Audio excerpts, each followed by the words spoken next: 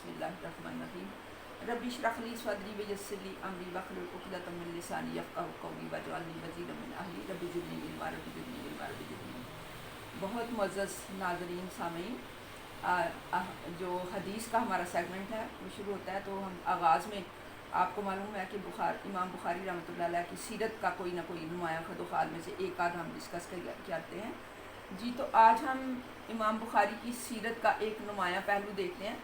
پہلے بھی ہم نے اس کے بارے میں ایک دو واقعات دیکھے ہیں کہ ان کو حقوق العباد کا اور اپنے معاملات کی صفائی کا بہت زیادہ خیال ہوتا تھا کہ ان کے جو معاملات ہیں وہ صاف رہیں اور حقوق العباد بندوں کے حقوق جو ہیں وہ پورے رہیں اور کسی کا حق ان کے اوپر نہ آئے۔ تو آپ نا تیر اندازی سیکھ رہے تھے۔ تیر اندازی ایک فن ہے اور مسنون، نبی صلی اللہ علیہ وسلم نے تیر اندازی کی ہے، اس لیے امام بخاری کو چونکہ سیرت سے بہت پیار تھا، سنت سے بہت پیار تھا، لہٰذا وہ ہر مسنون کام کرتے تھے، جیسے آپ کو بتایا تھا کہ پتھر ڈھوئے، پتے کھائے، اور یہ سنت سمجھ کر کیا۔ یہاں پہ تیر اندازی بھی وہ ان کا مسنون عمل تھا۔ تو تیر اندازی سیکھ رہے تھے کہ ایک تیر جو ہے وہ کسی پل کو جا کر لگ گیا، اور اس طرح سے لگا کہ پل کے ایک کیل کو نقصان پہنچا۔ لہٰذا آپ نے فوراً وہ جو مالک تھا پل کا اس سے رابطہ کیا اور اس سے کہا کہ بھائی مجھ سے یہ جو نقصان ہے اس کو بھر لو۔ وہ بائی چانس وہ آپ کا معتقد تھا، اس نے بخوشی وہ نقصان جو ہے معاف کر دیا۔ تو تب امام بخاری جو ہے وہ مطمئن ہوئے کہ میرا یہ معاملہ جو ہے وہ صاف ہو گیا، یعنی معاملات کے اتنے صاف تھے اور حقوق العباد اور اپنی عاقبت کا ہر وقت اتنا دھیان ہوتا تھا کہ وہ پل کے ایک کیل کو نقصان پہنچانا بھی ان کے لیے جو ان کی دل کو تکذوف پہنچا، اور انہوں نے فوراً اس کے مالک سے رابطہ کیا۔ ہم بھی اپنے معاملات کو دیکھیں، ہم لوگوں کے اتنے بڑے بڑے نقصان کر دیتے ہیں، لیکن ہمیں بالکل خیال نہیں ہوتا کہ یہ کبھی ہمارا معاملہ اس سے گدلا ہو جائے گا، ہم اپنے اس معاملے کو صاف کر لیں۔ ہاں جی، تو جی آئیے، کل جو حدیث تھی ہماری اس میں آپ نے دیکھا تھا، میں نے آپ کو بتائے تھے اخذ حدیث کے طریقے، کہ جب کوئی آپ سے پوچھے، یا ویسے بھی ہمیں علم ہونا چاہیے کہ ہم یہ حدیث کا علم حاصل کرنا تو ہمارے لیے بڑا ضروری ہے، اس کے بغیر تو ہمارا گزارا نہیں ہے۔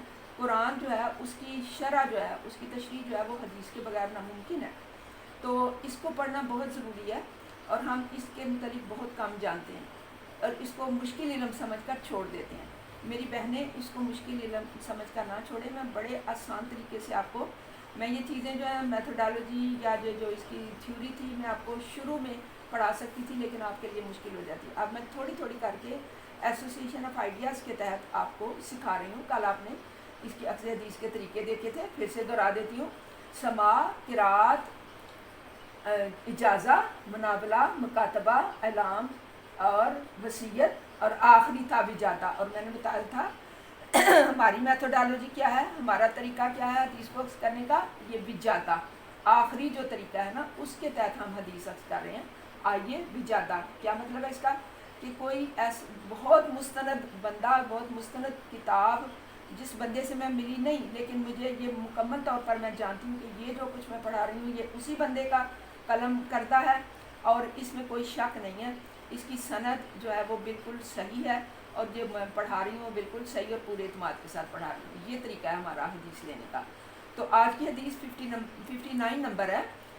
حضرت انس رضی اللہ تعالیٰ عنہ سے روایت ہے، انہوں نے فرمایا کہ نبی صلی اللہ علیہ وسلم نے ایک خط لکھا یا لکھنے کا ارادہ فرمایا۔ کل والی حدیث جو تھی اس میں یہی تھا نا کہ نبی صلی اللہ علیہ وسلم نے تمام جو ارد گرد کے ہمسایہ ممالک تھے ان کو خط لکھے، خطوط لکھے۔ کیا موضوع تھا کہ میں آپ کو اللہ کے نام سے ان خطوط کو شروع کیا، اور ان کا مضمون یہ تھا کہ آپ کو دین کی دعوت دی جاتی ہے کہ آپ اس دین کے اندر شامل ہو جائیں، آپ کلمہ گو بن جائیں اور دین اور اسلام کا کلمہ پڑھ لیں۔ یہ تھے خطوط۔ تو جب آپ نے خط لکھنے کا ارادہ فرمایا تو آپ کو کیا بتایا گیا؟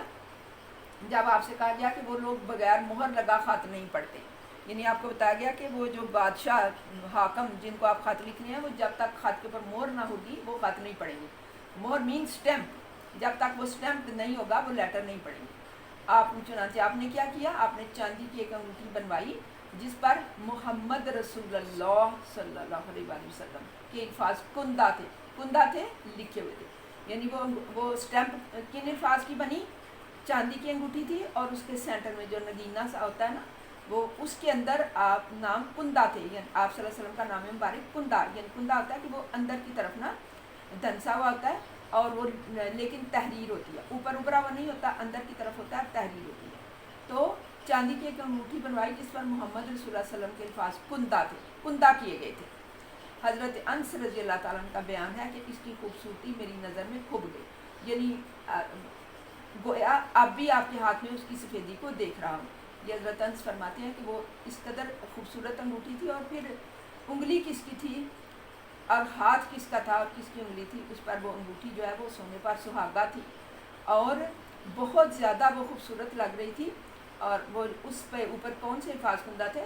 حضرت اپنا عام صلی اللہ علیہ وسلم کا نام مبارک تھا، محمد رسول اللہ صلی اللہ علیہ وسلم، اس کے اوپر وہ کندہ تھے، تراشیدہ تھے، تراشیے گئے تھے، اور اس سے پھر وہ حضور صلی اللہ علیہ وسلم مہر لگاتے تھے، جو خطوط بھی ہمسایہ ممالک کے حکمرانوں کو بھیجے ان پر اس انگوٹھی سے مہر لگاتے تھے۔ اب اس کا فٹ نوٹ پہ آ جائیے۔ فٹ نوٹ ہوتا ہے کہ حدیث کے اندر سے جو تخریج کی جاتی ہے، تو یہ آپ کو نظر آ رہا ہے۔ فوائد: معلوم ہوا کہ چاندی کی انگوٹھی استعمال کرنا جائز ہے، یعنی اس سے اس حدیث سے ہم نے یہ عکس کیا، مردوں کے لیے ویسے تو سونا پہننا، ریشمی لباس پہننا جائز نہیں ہے، لیکن چاندی کی انگوٹھی پہننا مردوں کے لیے جائز ہے۔ اس حدیث سے ہمیں یہ سبق حاصل ہوا۔ اب آج ایک چھوٹی سی چیز اور آپ کو بتانی ہے۔ یہ دیکھیں، یہ جو فٹ نوٹس میں آپ کو بتاتی ہوں نا، یہ بھی ایسے نہیں ہے۔ یہ جس طرح حدیث کا راوی ہے نا، حدیث روایت کرنے والا ایک مستند شخصیت ہے، اس طرح سے یہ جو فٹ نوٹ میں آپ کو بتاتی ہوں نا کہ دیکھیں اس میں سے یہ عکس کیا گیا، اس حدیث سے ہم نے یہ سبق لیا، اس حدیث سے ہم نے یہ تخریج کی، اس حدیث کا ہمیں یہ فائدہ ہوا۔ تو فوائد اس کے اندر کئی میں تخریج لکھی ہوتی ہے، کئی میں یہ فوائد لکھا ہوا ہے۔ اب یہ ایسے نہیں ہے کہ یہ جو ایک سینٹنس یا دو یا تین ہوتے ہیں تو یہ کسی حوالے کے بغیر ہیں یا غیر مستند ہیں، نہیں، یہ بھی حوالے کے بغیر نہیں ہو سکتے، ان کا بھی حوالہ ہوتا ہے۔ اب یہ جو سینٹنس لکھا ہے، معلوم ہوا کہ چاندی کی انگوٹھی استعمال کرنا جائز ہے، یہ ہم نے اپنے پاس سے نہیں کہہ دیا، کوئی بھی اس طرح کی بات اپنے پاس سے نہیں کر سکتا۔ یہ حوالہ ہے اس کتاب کا، عون الباری۔ عون الباری مستند کتاب ہے جس کی جلد نمبر 1 کے صفحہ نمبر 166 166 پر یہ سینٹنس درج ہے، وہ وہاں سے لے کر یہ سینٹنس ادھر حدیث کی اس مستند کتاب کے اندر استعمال کیا گیا ہے۔ ہم کوئی بھی بات یہاں اپنی مرضی سے نہیں کر سکتے جب تک اس کا حوالہ درست نہ ہو۔ تو حدیث کے الفاظ کے لیے روایت، راوی کا قوی ہونا بہت اشد ضروری ہے۔ یہ آگے ہم دیکھیں گے، ہمارا ایک فن ہے اسلام کے اندر جو اس اسماء الرجال، اس کے بارے میں بھی ہم پڑھیں گے۔ آج بس اتنا کافی ہے کہ یہ جو فٹ نوٹ کا حوالہ ہے وہ آپ نے کس طرح دیکھنا ہے۔ یہ کتاب ہوگی، اس کا جلد نمبر ہوگا، اس کا صفحہ نمبر ہوگا۔ یہ ہے عون الباری کتاب کا صفحہ نمبر، جلد نمبر 1 اور صفحہ نمبر 166۔ یہ اس میں سے یہ سینٹنس لے کر اس حدیث کے فٹ نوٹ پہ لکھا گیا۔ معلوم ہوا کہ چاندی کی انگوٹھی استعمال کرنا جائز ہے۔ وما علینا الا البلاغ المبین۔